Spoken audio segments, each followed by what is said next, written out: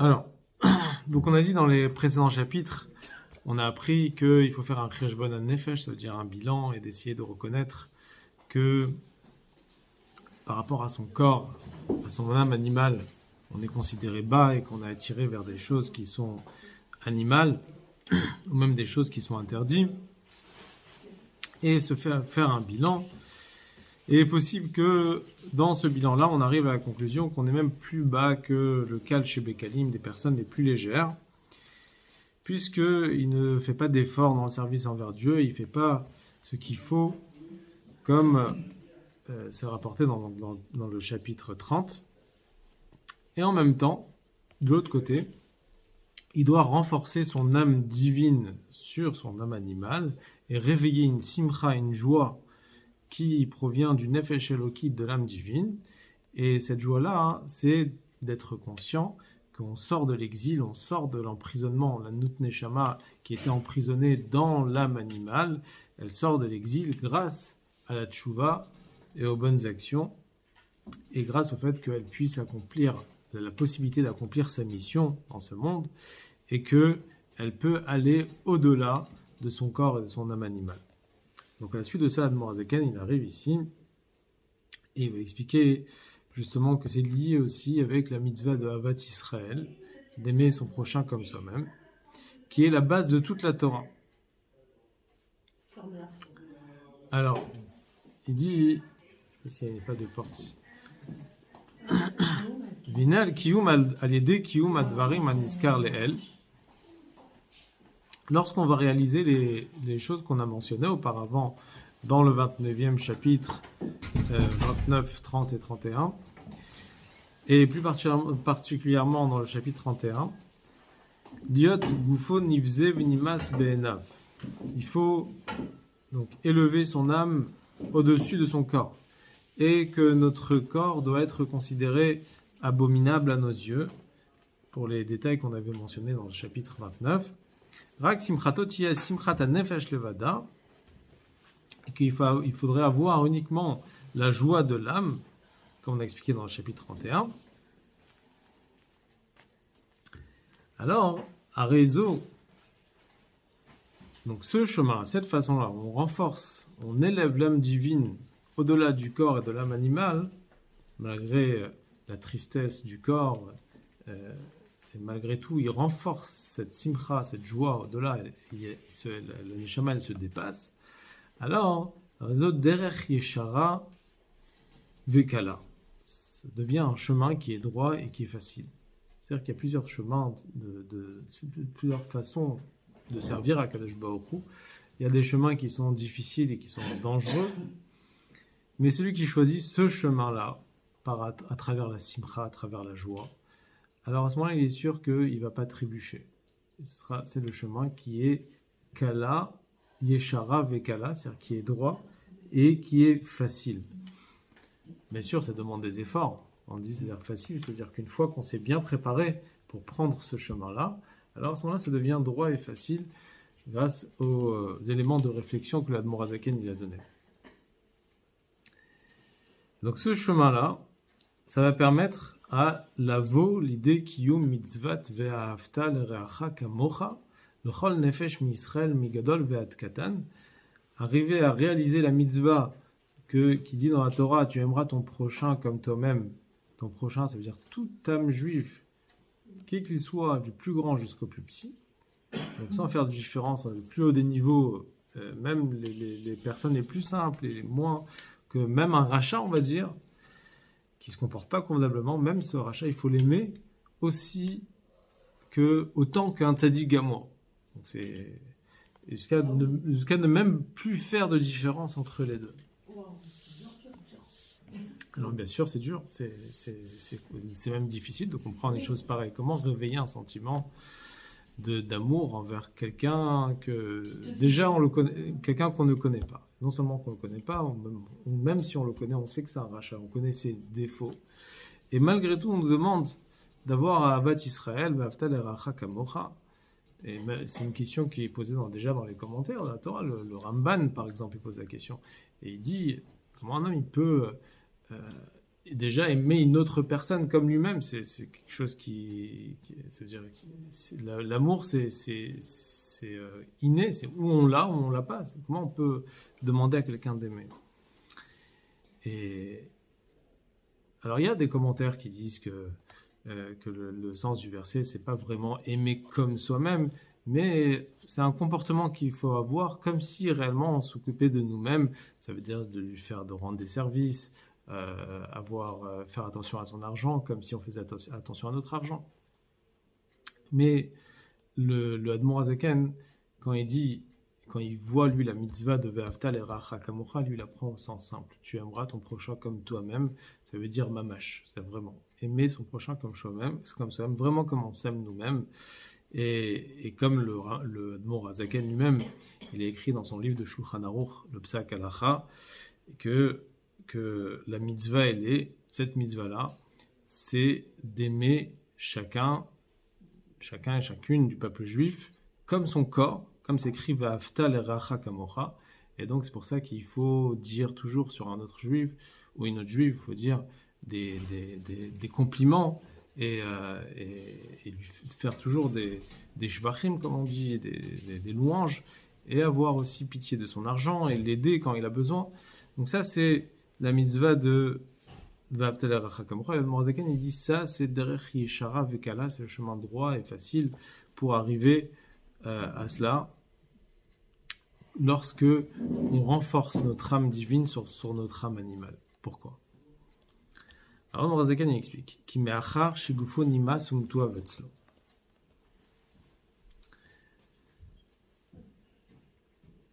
Vous avez les sautés nés, là, non? Comment?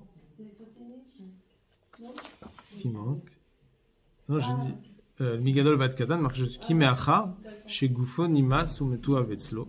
Étant donné que son corps est abominable à ses yeux, donc ça veut dire que déjà au niveau du physique, il a pas d'empêchement, il n'a pas de barrière pour pouvoir s'unir avec l'autre, puisqu'il ne donne pas de considération à son matériel, donc à son physique. Va nefesh va ruach,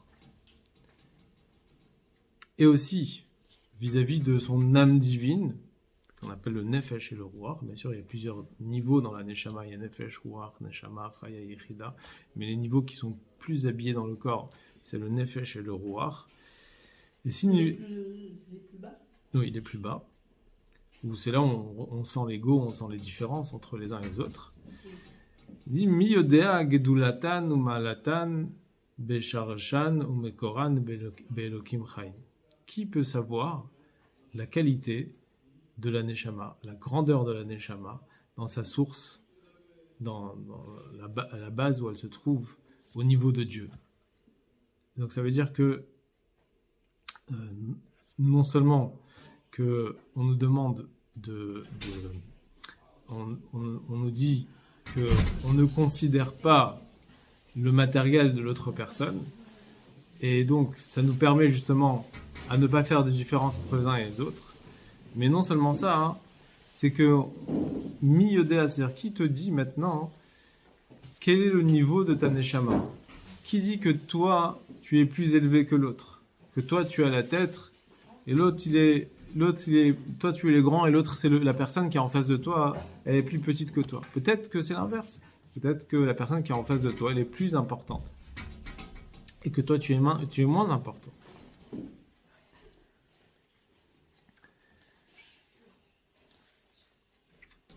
Il faut rappeler aussi que dans le Admor Hazaken, il va parler de différents degrés dans la Neshama, ou de stade où la Neshama elle se trouve, pour nous parler de la Achdout du peuple juif. Alors, il y a le degré de l'âme tel qu'elle est habillée dans le corps, donc ça c'est le degré le plus bas. Il y a le degré de l'âme qui unit tout le corps, c'est-à-dire c'est un degré qui est déjà plus haut, qui est au-delà du corps, mais qui unit le corps. Et après, il y a le degré de l'âme lorsqu'elle se trouve déjà dans les mondes spirituels. Et même dans les mondes spirituels, il y a plusieurs degrés. Il y a le degré de l'âme lorsqu'elle se trouve dans un niveau où elle est déjà séparée des autres âmes. Et il y a un niveau où elle est à sa source, il n'y a plus de différence entre une âme et une autre, et que là, elles sont toutes au même degré, puisqu'elles sont liées avec le même Père qui est Akadosh Baruch Hu, et elles sont, à ce stade-là, elles sont une. Toutes les Neshamot, elles sont considérées comme une seule chose. Et donc, non seulement qu'on ne peut pas savoir d'où elle vient la Neshama, et que peut-être que notre Neshama, elle est moins importante que l'autre Neshama. Mais en dehors de ça, disons que notre Neshama, elle est plus importante que l'autre Neshama. Parce qu'on ne peut pas savoir. Peut-être que la mienne, elle est plus importante que l'autre. Même si on va dire ça. Même l'autre Neshama, elle a une qualité que moi, j'ai pas. Sinon, Akadosh Baruch Hu, il ne va pas créer des Neshamot pour rien. Donc, chaque Neshama, elle a une particularité que l'autre Neshama n'a pas. Donc, les Neshamot, elles se complètent.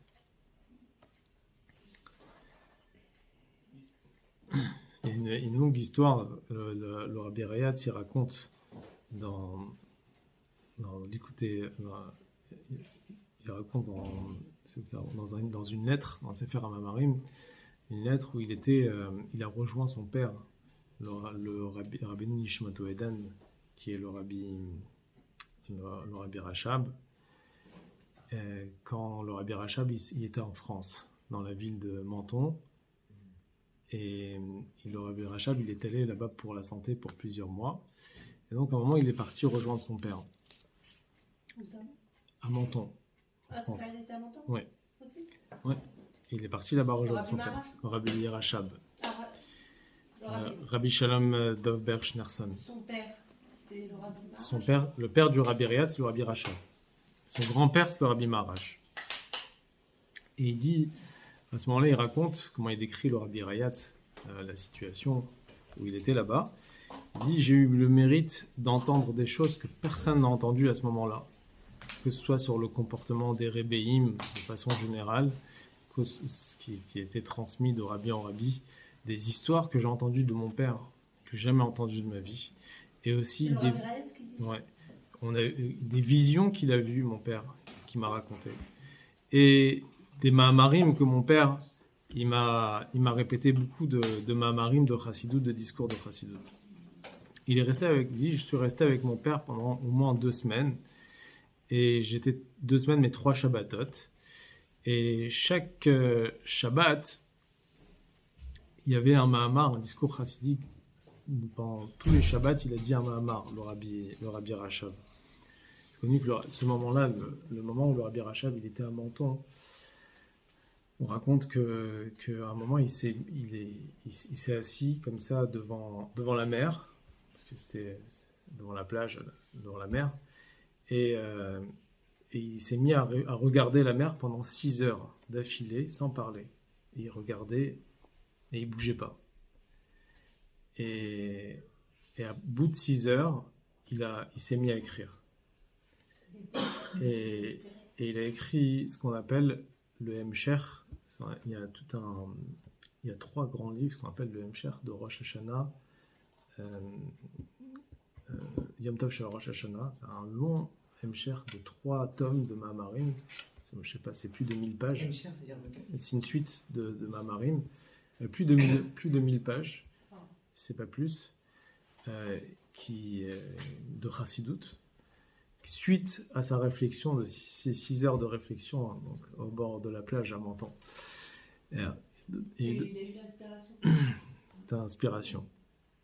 Et donc parmi les discours, il a expliqué à son fils aussi l'importance de réfléchir avant la tfila à des sujets de chassidut, et surtout quand on a le talit et les tfilines sur soi. Et il lui expliquait 8 qualités différentes.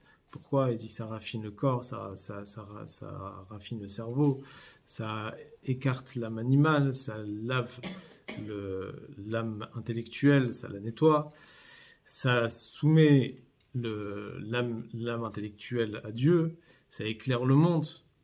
Tout ça, quand on réfléchit des sujets de chassidut avec les talit et tfilin, on attire une révélation de Dieu dans tous les mondes. On éclaire le nefesh, le ruach, la neshama, la chaya et chida de l'âme. On change toutes les qualités de nos midot, le fond de nos midot, Il dit tout ça, ça peut aller de niveau en niveau. Il explique tous les niveaux que ça peut arriver chez les chassidim quand ils réfléchissent dans la chassidoute avant la tfila, et encore plus chez les tzadikim. Et il continue à expliquer des différents degrés chez les tzadikim, de niveau en niveau, etc. Et il disait, donc il raconte qu'il était en train de se promener avec son père au bord de la mer, et il prenait plaisir de la divinité. Il a compris combien les tzadikim, parce qu'il parlait de son père, que c'est un tzadik, combien un tzadik il ressent l'attachement envers Akadosh Baruch Hu, et constamment il veut s'attacher à Akadosh Baruch Hu, et que quand il marchait, les gens ils étaient impressionnés de voir le visage d'un tzadik comme ça, qui est en train de marcher comme ça au bord de la mer. Tout le monde les regardait. Et au bout d'un moment, il dit à son fils, il dit, Yosef Yitzhak, écoute une chose, toutes les qualités qu'on a parlé pendant des jours et des semaines, de l'importance de penser à la chassidoute avant la tfila, que ce soit chez les chassidim, que ce soit chez les tzadikim, tout ça, ça ne vaut rien par rapport à un service que je peux rendre à un juif. Tout ce qu'on a discuté, et tout ça, ça vaut rien par rapport à un service, et le plaisir que ça entraîne chez Akadosh Baruch Hu, la tova, un service qu'on rend à un juif, c'est rien par rapport à tout ce qu'on a discuté. Et il dit c'est important de s'imprégner de Havat Israël, de réfléchir à la qualité et l'importance d'un autre juif, et d'essayer de réveiller profondément la Havat Israël pour aider un juif. Et comme il a répété aussi ce que le Baal Shem Tov il dit, le Baal Shem Tov il disait, le Rav Moazeken il répétait ce qu'il disait le Baal Shem Tov, et ça rapportait dans un des Hayom Yom, que Akadosh Baruch Hu il fait descendre une neshama pendant 70 ans ou 80 ans sur terre pour qu'un jour il va faire une tova à un juif. C'est fort. Ouais. Que ce soit matériellement, et il dit plus particulièrement spirituellement. C'est-à-dire que Non, même des plus fois particulièrement matériellement. spirituellement. C'est comme ça il dit. Bon, on va y dire un peu des deux. Parce que quand on pourrait croire que matériellement c'est plus important. Mais en vérité, Le matériel, c'est le spirituel. oui, mais en réalité, quand tu aides un juif matériellement, tu l'aides dans ce monde matériel. Quand tu l'aides spirituellement, tu lui donnes aussi d'avoir le monde futur. Donc il mérite le Olam Haba, le Gan Eden. Donc tu donnes encore plus de mérite. Alors, dans l'histoire que vous avez racontée sur, je ne sais plus quel invité qui devait aller prier.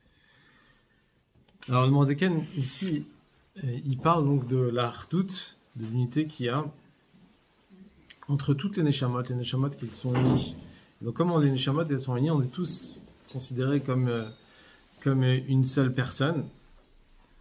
Mais si on regarde après dans les sikhot du Rabbi, le Rabbi l'explique un peu plus, qui est dans le Tanya, le Rabbi va expliquer que la Hardout, l'unité du peuple juif, n'est pas uniquement dans les âmes, mais même l'unité, elle est même dans les corps. Pourquoi ? Parce que lorsque l'unité, elle est uniquement dans les âmes, alors on peut ne pas ressentir cette unité. Il y a besoin, c'est vrai, ça demande de la réflexion, mais la force de la Hardout, c'est même quand il y a des différences, et malgré tout, il y a de l'unité. Et ça, c'est une Hardout, c'est une unité qui est encore beaucoup plus forte, qu'on va développer après dans la suite du Tanya.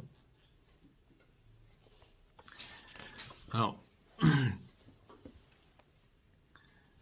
d'ailleurs, le Rabbi dit souvent qu'il faut chercher toujours chez un juif la qualité qu'il a, même quand des fois, par exemple, quand c'est un juif simple, la Nashim Pshutim, alors la qualité qu'on peut voir ici, c'est la force de la Emouna. On dit que chez les juifs qui sont simples, on va dire, ils n'ont pas tmimim, ils ont ce qu'on appelle la pshitout. La pshitout, ça veut dire ils sont intègres dans Torah et Mitzvot, puisqu'ils n'ont pas de réflexion, est-ce que je vais faire ça ou je ne veux pas faire ça. Ils ont cette Emouna tmima.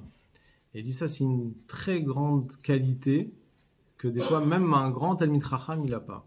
Parce qu'un Chacham, il réfléchit beaucoup, donc il n'a pas cette qualité-là. Alors que lui, même sans réfléchir, il sert Dieu.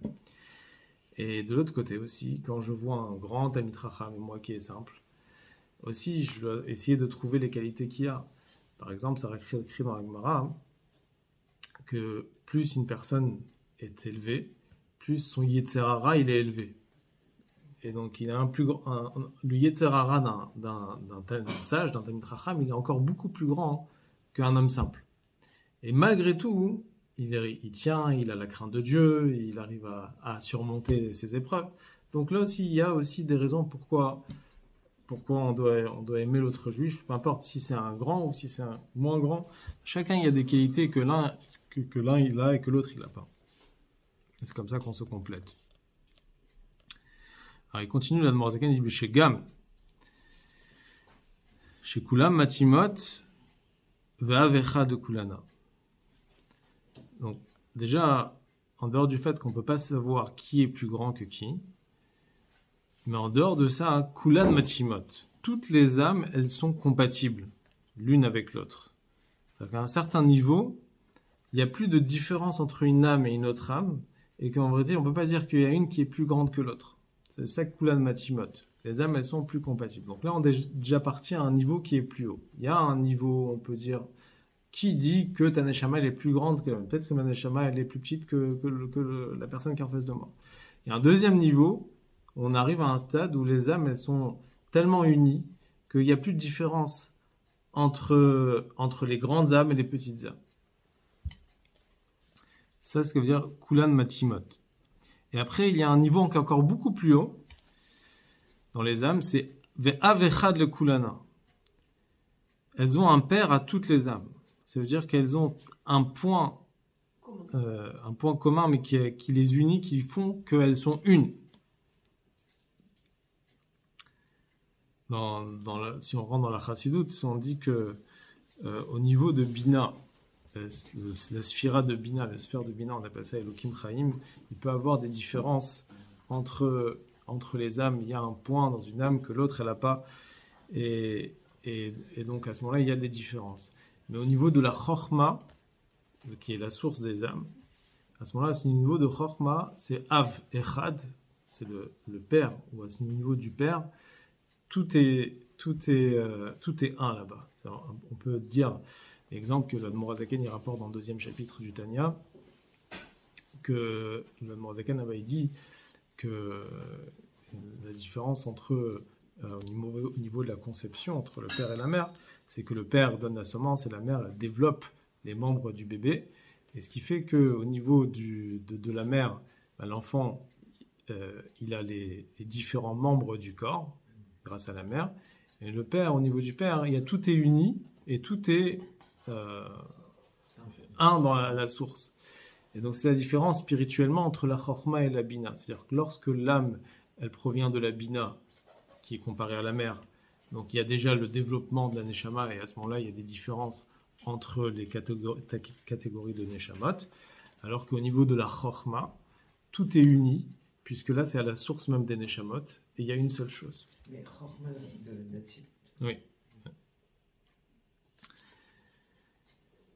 Et donc ça, c'est ça qu'on dit que la différence donc entre Kulan Matimot et Avechad.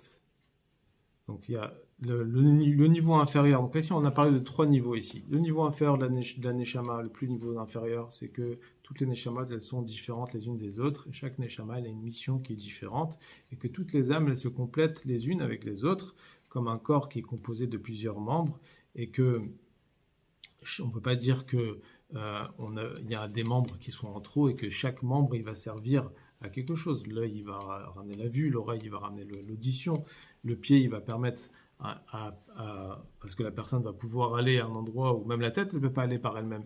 Donc chaque membre, il complète l'autre, malgré... Voilà. Donc Akadosh Baruch Hu, il n'a pas créé quelque chose pour rien. Il y a rien. Ouais. Donc, comme on dit, le Barak Akadosh Baruch Hu d'avar echad levatala, Akadosh Baruch Hu, il n'a pas créé une chose qui est pour rien. Donc chaque partie du corps a besoin de l'autre partie du corps. Ça, c'est le premier degré de la Neshama, des Neshamot.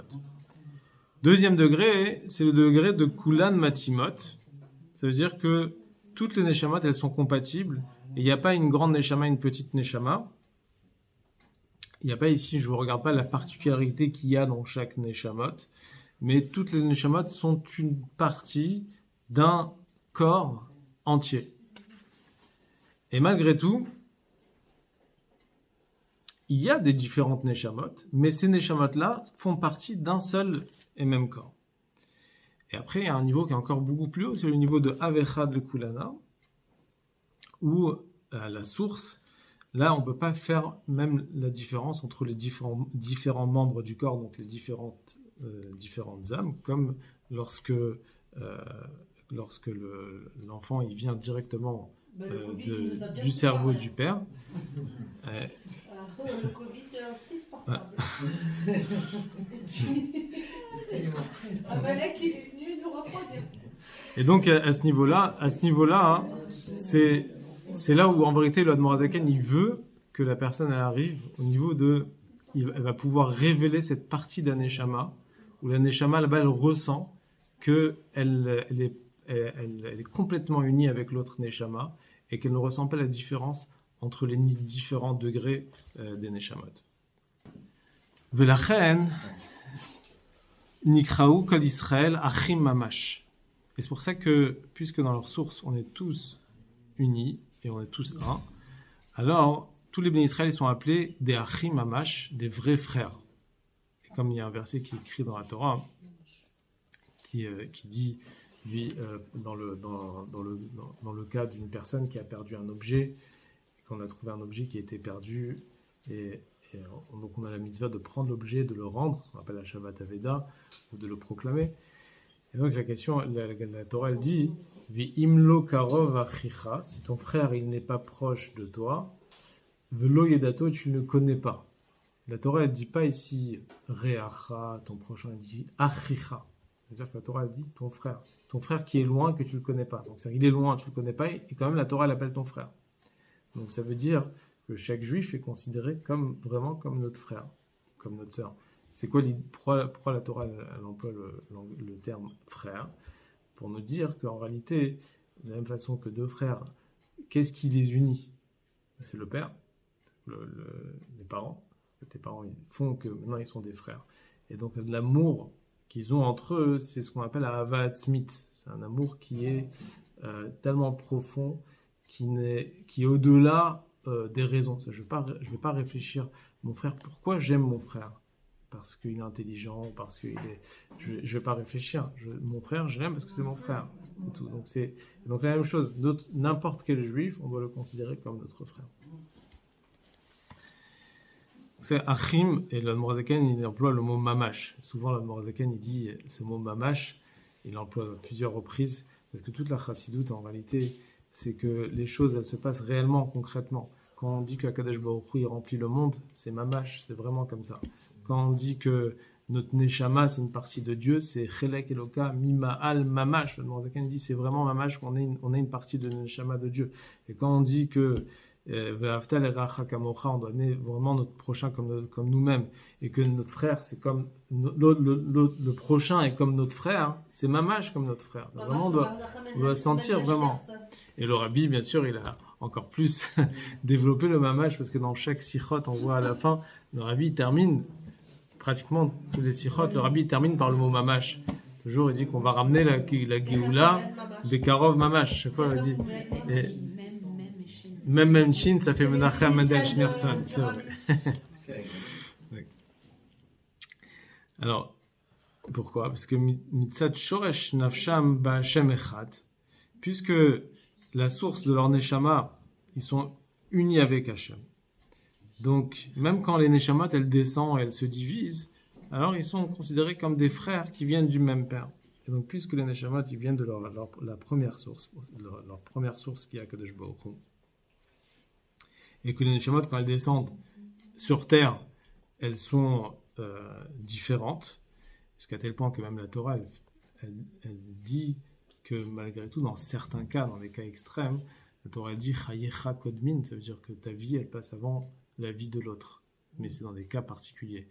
Mais même dans ces cas-là, la raison pourquoi notre vie, elle passe avant la vie de l'autre, c'est parce qu'Akadosh Baruch Hu, il a décidé que la vie de l'autre est dépendante de ma vie. Et donc dans ces cas-là, dans des cas extrêmes, je suis des fois obligé de céder sur la vie de l'autre pour ne pas céder sur ma vie. Parce que sa vie, elle est dépendante d'eux. Il y a plein de cas qui sont rapportés dans la Lacha. Entre autres, il y avait une fois une question qui a été posée, je crois, aux États-Unis, chez un grand possède qui s'appelle le Rav Moshe Feinstein, de deux enfants qui sont nés siamois, qui ont été collés. Et le problème, c'est que si on les séparait, alors il y en avait un qui mourrait. Ah, les bébés? Oui. Et alors la question qui se posait, c'est qui on va... Le problème, c'est que si on les laisse coller, les deux, ils vont mourir. Si on les sépare, il y en a un qui meurt. La question, c'est lequel on lui donne la vie, lequel on ne donne pas la vie. Et donc ça, il faut choisir. Et comme c'était des juifs, la question a été posée à Moshe Feinstein. Et Moshe Feinstein, après réflexion, il a vu qu'en réalité, il y avait deux corps, mais en réalité, il y avait un seul cœur. Et le cœur, il était dans l'un des deux. Et donc, il a dit, celui qui a le cœur, on va le laisser, celui qui n'a pas le cœur. En réalité, c'est une fausse vie, en fait, il dépend de la vie de l'autre. Et donc, c'est pour ça que... Et en réalité, il a pris ça de la Gemara, que Dieu nous en préserve d'arriver à des cas pareils. Mais des cas dans la Gemara, le cas basique de la Gemara, c'est deux personnes qui marchent dans le désert et qu'ils ont une petite bouteille d'eau, on va dire, que si les deux ils boivent de cette bouteille, les deux ils vont mourir parce qu'ils ne vont pas avoir assez d'eau. Si l'un des deux il boit de la bouteille, il va sauver sa vie, mais l'autre il ne va pas sauver sa vie. Alors qu'est-ce qu'on fait dans ce cas-là? Alors le din il est chayecha kodmin, ça veut dire que celui à qui ça appartient à la bouteille, lui il doit boire. Et on pourrait dire que c'est égoïste. En réalité, non. C'est Kadosh Baruch Hu qui a décidé que sa vie elle est dépendante de la vie de l'autre. Donc il est, quelque part, si lui il donne de son eau à l'autre, donc il va donner sa vie à l'autre, pour lui, vis-à-vis de Dieu, c'est considéré comme un suicide, comme si il s'est suicidé. Donc, Chas v'Shalom, de l'autre côté, aussi, non seulement que notre vie, elle doit être... elle est entre les mains d'Akadosh Baruch Hu, donc on doit respecter notre corps. Donc il y a dans des cas extrêmes, Chas v'Shalom, qu'on est obligé de dire Chayecha Kodmin, ta vie elle passe avant. Mais de façon générale, si c'est pas dans ce cas-là, on dit qu'un autre juif, il faut l'aider, il faut même se donner entièrement pour un autre juif et que là ici on va pas céder sur notre vie si cet argent qu'on a ou la façon qu'on doit l'aider, c'est ça, parce que après on va manquer de confort dans nos vacances ou dans nos repas de Shabbat. Alors dans cela, il n'y a pas de, au contraire, c'est une mitzvah d'aider notre frère juif et de faire tout pour qu'il puisse se sentir bien. Alors, et donc il dit, même dans les cas extrêmes, en réalité, il n'enlève pas la mitzvah de Ve'afta l'eracha kamocha. Excusez-moi, mais oui. là, alors dans ce cas-là, dans le désert, si par exemple, on a qu'une bouteille d'eau, je dois d'abord boire ma bouteille. Je ne dois pas lui donner à mon ami. Malheureusement, dans les cas comme ça, c'est... Ouais. C'est nouveau. Ça veut dire... Si vous partagez, c'est nouveau. vous mourrez tous les deux. C'est ça le problème. Voilà, c'est ça. Il y a toutes les sources. Non, c'est comme ça, c'est le cas est, mais en fait... Il y a des cas, par exemple, Chas v'Shalom, on n'a pas le droit de donner, par exemple, des cas extrêmes. Mais dans un bateau, il y a une bouée. On doit sauver une personne. Dans le bateau, il y a un trou dans le bateau, on doit sauter pour sauver sa vie. Il y a une bouée, c'est toi qui as la bouée. Tu partages pas la bouée, tu prends la bouée. Par exemple, c'est la même chose. Il y a une halakha, par exemple, dans Shulchan Aruch, si Chas v'Shalom, il y a un ennemi qui vient et il y a 10 personnes dans une salle et il dit « Donnez-moi une de vous, une des personnes parmi vous, que je le tue, ou sinon je tue tout le monde. » Alors dans ces cas-là, on donne personne. Dans ce cas, c'est assourd de donner une âme juive à un ennemi, Chas v'Shalom, et que dans ces cas-là, tout le monde doit se laisser... parce que là, c'est pas Chas v'Shalom considéré comme un suicide, en parlant. C'est que là, on va donner quelqu'un qui mérite. Voilà. Il n'y a pas de raison. Voilà. Si la bouteille d'eau, elle appartient à personne. Alors là, Parce que là, c'est si pareil. la Donc, bouteille d'eau, elle m'appartient, ok, je sauve ma vie, mais si la bouteille d'eau, elle appartient à alors dans ces personne. cas-là, les deux ils doivent mourir. C'est les deux qui partent parce que on peut pas choisir une vie avant l'autre. Il n'y a pas de raison pour la vie de l'un. Voilà. Bon, on va revenir à notre sujet. Allez. Bon. Alors,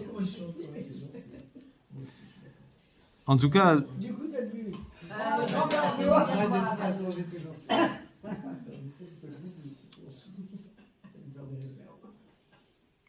l'idée ici, c'est le lien de Havat Israël, c'est de réveiller en réalité le plus haut niveau de la Neshama, où là, la Neshama, elle ressent plus de différence de degré entre Mais les est-ce qu'on niveaux a- des Neshamot. J'ai une question, excusez-moi. Est-ce qu'on a le droit Rak, donc, Shagufim Mechulakim.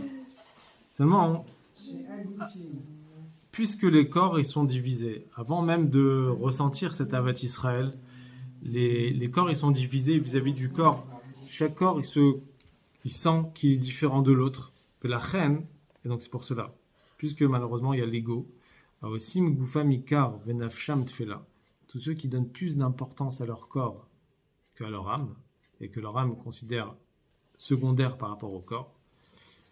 Iefchar liot ahava ve'achva amitit benehem.